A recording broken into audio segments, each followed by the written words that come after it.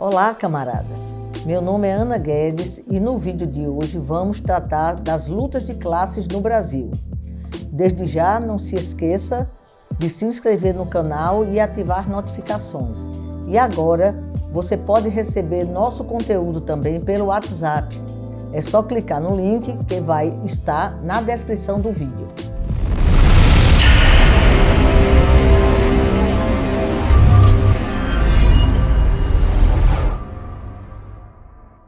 Como já sabemos, as classes sociais surgem a partir da existência de interesses diferentes, antagônicos, que passam a gerar contradições e conflitos entre grupos sociais distintos.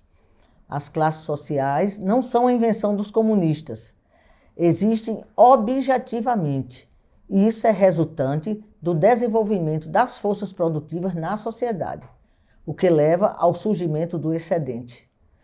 Os que se apropriam do excedente passam a se diferenciar daqueles que só possuem sua força de trabalho para sua sobrevivência.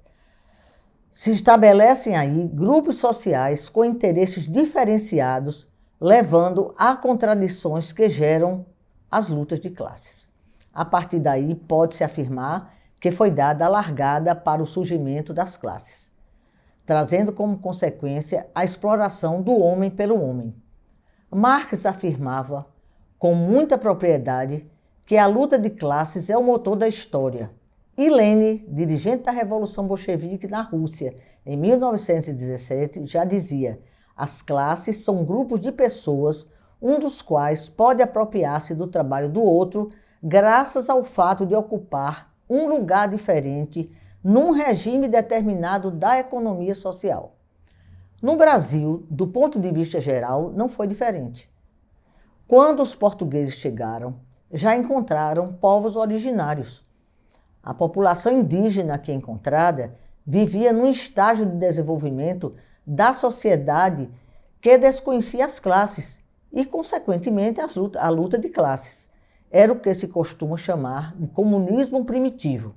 Viviam coletivamente da troca do que coletavam, pescavam, caçavam e sem nenhum grupo se sobrepondo a outro. Portugal ocupou o território, tornando sua colônia, ou seja, com o objetivo de explorar todas as riquezas que aqui porventura existissem. O primeiro grande embate foi com esses povos que não se submeteram ao tratamento dado pelos portugueses, que queriam escravizá-los, se estabelecendo uma contradição que gerou muitos conflitos. No início da ocupação, a Confederação dos Tamoios foi uma das formas mais organizadas para combater a ocupação portuguesa. A ocupação das terras, através de sesmarias e capitanias hereditárias, explica até hoje a existência de grandes propriedades rurais remanescentes desse período colonial. O segundo grande embate ocorrido no Brasil colônia foi quando da chegada de africanos escravizados para servir de força de trabalho para os grandes empreendimentos portugueses. O plantio da cana-de-açúcar era o carro-chefe da exploração portuguesa. Isso caracterizou o modo de produção escravista colonial, que durou mais de 300 anos. Podemos afirmar que a luta de classes no período colonial foi acirrada. A classe dos senhores donos de terra e a classe dos escravizados viveram grandes conflitos, o que piorava os maus-tratos e a fuga dos escravizados, formando os quilombos. Esse embate vai continuar, gerando inúmeros acontecimentos no período da monarquia, tanto com Dom Pedro I, como também durante o período de Dom Pedro II.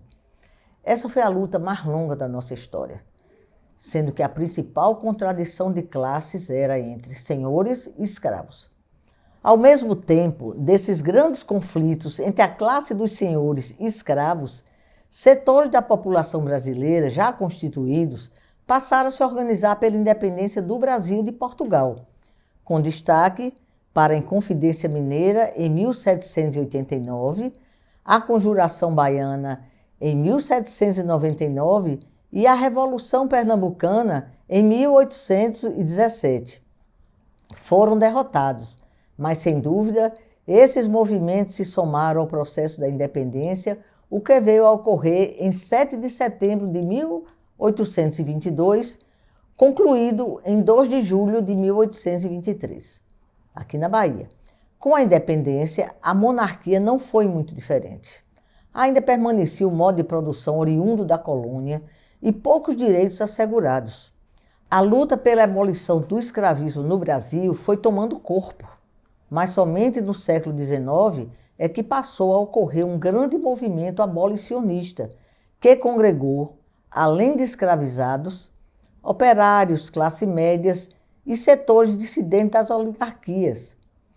Esse movimento, somado a outros fatores, levou à abolição em 13 de maio de 1888 em forma de lei.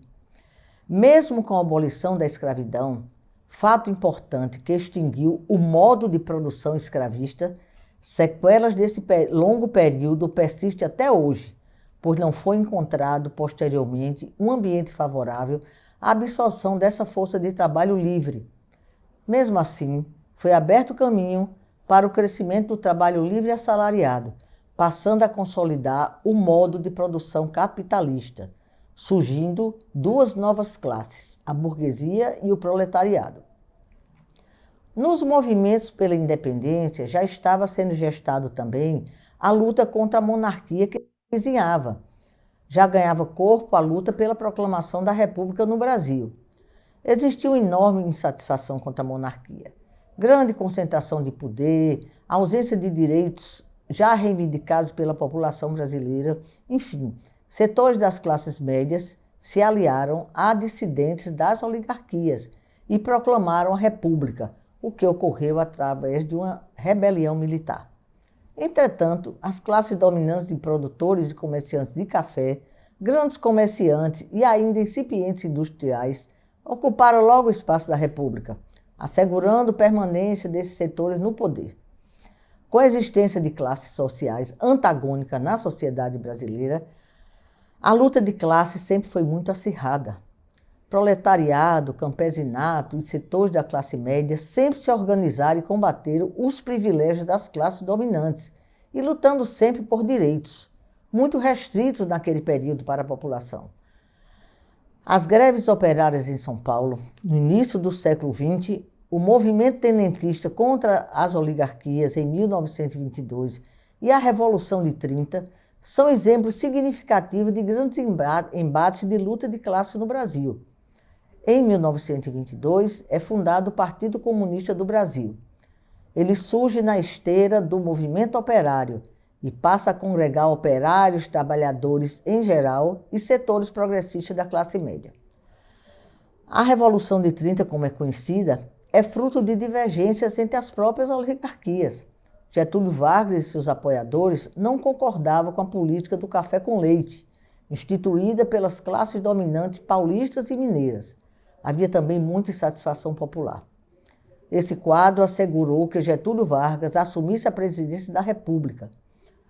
E sob a presidência de Vargas foi instituído o voto feminino no Brasil, em 1932. Assegurou um maior desenvolvimento econômico, mas foi mantida a dependência e o latifúndio. Vargas lutou contra a ANL, Aliança Nacional Libertadora. Era uma organização ampla e democrática, chegando a dar o golpe em 1937, conhecido como Estado Novo, e se aproximou do nazismo de Hitler. Ao longo da Segunda Guerra Mundial, ele passou a apoiar as forças aliadas contra o nazismo. No Brasil, sempre existiram classes sociais antagônicas. Sua formação assegurou a existência de setores oligárquicos poderosos economicamente e politicamente. Isso persiste até os dias atuais. Apesar de muita transformação e modificações no século XX e nesse início do século XXI, a luta de classes se consolidou na sociedade com classes sociais bem definidas. Após o fim da Segunda Guerra Mundial, com a vitória dos aliados contra o nazismo e o fascismo, a geopolítica mundial começa a se reconfigurar. Logo, os Estados Unidos passam a hostilizar a então União Soviética e o mundo passa a conviver com a chamada Guerra Fria.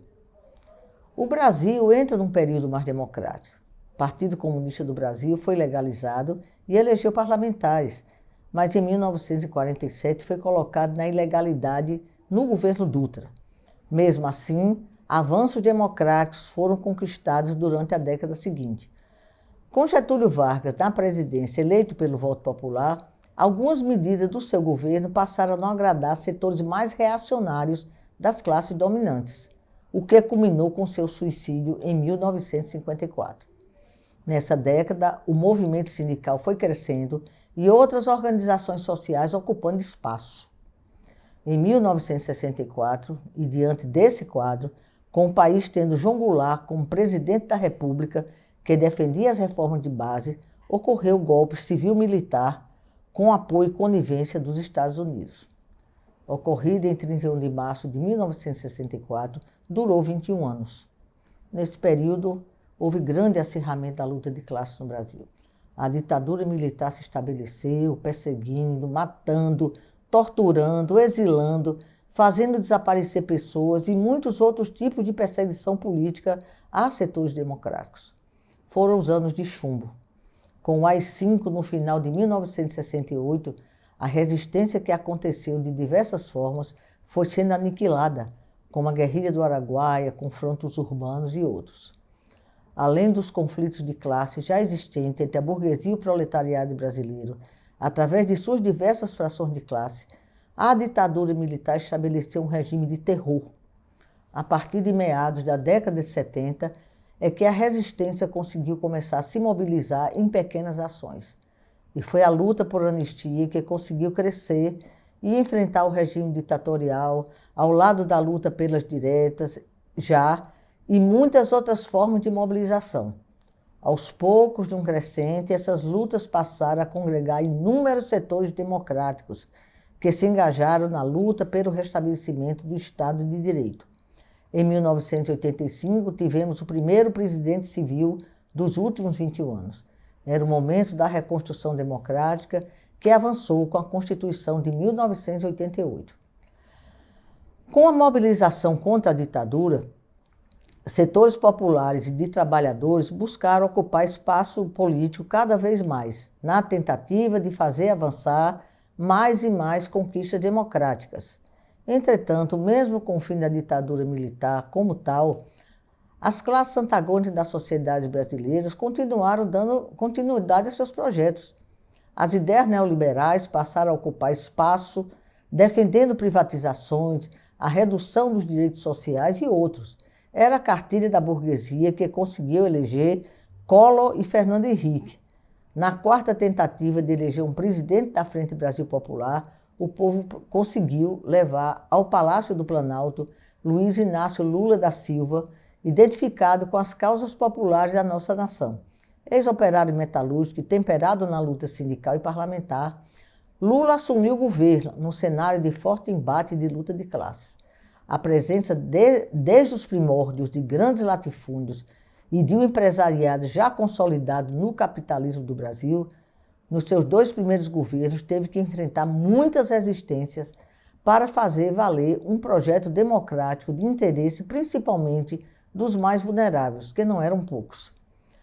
Eram acirramentos diários. A burguesia brasileira nunca se conformou com a eleição de Lula e trabalhou noite e dia para retomar seu projeto. Isso veio a acontecer de forma mais virulenta durante a campanha de Dilma Rousseff, se consolidando com seu impeachment em 2016. Durante o processo de ataques à presidenta Dilma, já dava para enxergar de forma cada vez mais clara o sentimento de ódio manifestado pelos representantes da oligarquia brasileira, que nunca se conformou em perder as eleições presidenciais para Lula. Nesse momento, estava estabelecido um grande acirramento da luta de classes no Brasil, momento em que os votantes pelo impeachment no Congresso Nacional despejavam todo o seu ódio na figura da presidenta. Nas declarações de voto, defendiam abertamente a volta da ditadura militar e homenageavam seus torturadores. Esse foi o caso do então deputado Jair Bolsonaro, que enalteceu a figura do torturador de Dilma, Brilhante Ustra, na condição de presa política durante a ditadura militar. Naquele momento histórico, já se vislumbrava as garras dos ricos e poderosos do Brasil por ter tido que enfrentar 2 eleições de Lula e uma de Dilma. Na sequência, um retrocesso ao projeto democrático que vinha sendo desenvolvido no país a duras penas, iniciado com Temer e concretizado com a eleição de Bolsonaro em 2018. A eleição de Bolsonaro se constituiu numa profunda derrota dos anseios democráticos, além de representar os interesses dos mais concentradores da riqueza do Brasil. Passou a realizar um profundo desmonte das conquistas democráticas que tanto custou ao povo brasileiro em décadas. O seu governo se caracterizou também por ideias neofascistas que têm ganhado terreno em outras nações do mundo e de ódio a todos aqueles que não comungavam com seu ideário, causando até perplexidade perante setores amplos da nação. Teve comportamento criminoso quando da pandemia de Covid, inviabilizando o início da vacinação no Brasil, inclusive pregando e investindo recursos financeiros da nação em tratamentos alternativos condenados pela Organização Mundial de Saúde. Sob o lema de Deus, Pátria e Família, cometeu as maiores atrocidades que se tem conhecimento na história do Brasil. Conseguiu apoio de igrejas evangélicas, não de todas, que congregam o significado contingente de brasileiros e brasileiras, entre muitas outras atitudes condenáveis. Esse foi um momento quando as contradições afloraram de forma bastante visível. A eleição de Lula, em 2022, foi uma luz no fim do túnel, mas encontrou terra arrasada. O esforço e a mobilização de amplos setores democráticos da sociedade brasileira permitiu sua recondução à presidência do Brasil. Não foi fácil e ainda não é. Bolsonaro fez escola e ainda faz despertar sentimentos espúrios que caracterizou o escravismo no Brasil. É uma luta de classes hercúlea. Os acontecimentos de 8 de janeiro de 2023, quando a extrema-direita tentou um golpe, e ainda sua maioria no Congresso Nacional, são exemplos que o acirramento da luta de classes no Brasil é um fato desafiador para a continuidade de uma sociedade democrática. E é isso que almejamos. Do ponto de vista das condições dos trabalhadores e trabalhadoras, mais pontualmente, a precarização do trabalho tornou-se um fato consumado. Com a pandemia e mesmo já antes, nessa fase do capitalismo do Brasil, grande contingente de pessoas passou a perder direitos trabalhistas. As reformas trabalhistas e da Previdência levadas a cabo nos governos Temer e Bolsonaro, por exemplo, fazem parte desse contexto da luta de classes em nosso país, já que visaram retirar direitos e garantias dos trabalhadores em benefício dos patrões. O advento da indústria 4.0, por sua vez, leva à redução de postos de trabalho e vai em busca de força de trabalho mais capacitada para realizar a produção nessa nova fase do desenvolvimento tecnológico. Essas novas tecnologias, ao invés de serem utilizadas em benefício de toda a humanidade, acabam acentuando a contradição entre capital e trabalho, em benefício do capital e em detrimento do trabalho. É o que ocorre também com o fenômeno conhecido como uberização. Enquanto as plataformas ganham rios de dinheiro, trabalhadores são relegados a emprego sem nenhum direito. Formalização, limite de carga horária, para não citar os riscos à saúde e à vida a que são submetidos. Em 2021, cerca de 1,5 milhões de pessoas trabalhavam através dessas plataformas no Brasil, como Uber e iFood. Esse contingente certamente aumentou de lá para cá. E também, de acordo com a Pesquisa Nacional por Amostra de Domicílios, o PNAD, divulgada em abril de 2023, de um total de 97,8 milhões de trabalhadores, apenas 36,7 milhões trabalham com carteira assinada. Ou seja, quase 2/3 da força de trabalho no Brasil está desalentada, sem carteira assinada, trabalha por conta própria ou exerce trabalhos domésticos ou informais. Somente essa última categoria, a de trabalhadores informais, representa um contingente de 38 milhões de brasileiros, mais que os que estão com carteira assinada. E isso se reflete nos baixos salários. Cerca de 70% dos brasileiros ganham até 2 salários mínimos, o que não dá para muita coisa hoje em dia. Enfim, o aumento das contradições da luta entre a burguesia e o proletariado, classes fundamentais do capitalismo, tende a se acirrar cada vez mais, se avizinhando grandes conflitos de classes no Brasil e no mundo. Apenas com a conquista do socialismo, essas contradições começarão a ser resolvidas. Para aprofundar mais a compreensão da questão da luta de classes, tem muitas obras disponíveis. Eu selecionei 3 obras que eu acho que dá para começar. O Manifesto do Partido Comunista, isso é fundamental. O Estado e a Revolução, de Lênin. E o último número é da revista Princípios, é o número 166. Então, eu acho que se pegar aí esses 3, já dá para ter uma visão sobre essa questão das classes sociais e compreender esse desenvolvimento da sociedade. Bom, esse foi o vídeo de hoje. Por enquanto, ficamos por aqui. Até a próxima.